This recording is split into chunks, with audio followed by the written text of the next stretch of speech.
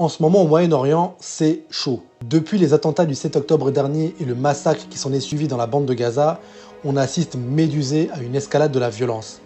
Un nouveau conflit est en train de naître entre l'Iran et Israël. En effet, suite au bombardement du consulat iranien en Syrie par le gouvernement israélien, l'Iran a répliqué le samedi 13 avril dernier par une attaque de drone contre Israël. L'armée israélienne a affirmé, dimanche matin, que l'attaque a été déjouée et que 99% des tirs ont été interceptés. Sans surprise, la France, les États-Unis et l'Angleterre ont immédiatement condamné l'attaque. Au-delà des condamnations, la France, comme d'autres puissances occidentales d'ailleurs, est directement intervenue en interceptant des missiles iraniens. Ce soutien de la France n'est pas anodin. Pour le meilleur ou pour le pire, surtout pour le pire, notre pays est un acteur majeur dans la région. La France est présente sur plusieurs bases au Moyen-Orient, notamment en Jordanie, aux Émirats Arabes Unis et en Irak.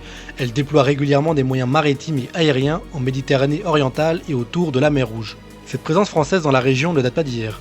Elle remonte à l'époque où la France était une puissance coloniale et occupait notamment la Syrie et le Liban. Aujourd'hui encore, la France y est présente, mais principalement par intérêt économique. Entre autres, l'approvisionnement en matières premières, notamment le pétrole et OSEF le climat, ainsi que la vente d'armes. Et oui, on condamne, mais la guerre, c'est bon pour les affaires. Enfin, ça dépend pour qui, parce que le Français moyen, lui, ne voit jamais la couleur de cet argent.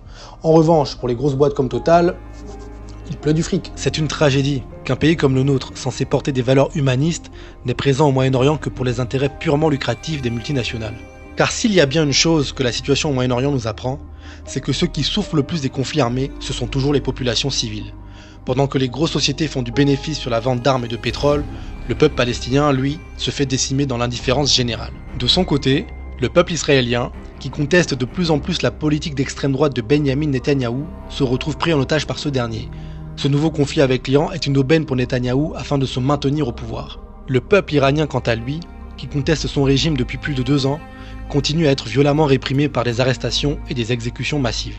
Finalement, est-ce qu'on ne peut pas dire que la guerre est un échec politique qui ne mène qu'à de nouvelles escalades, de nouvelles violences et de nouvelles souffrances pour les populations civiles de chaque camp? À l'heure où une crise climatique inédite menace de faire disparaître l'ensemble de l'humanité, la guerre n'est-elle pas une folie?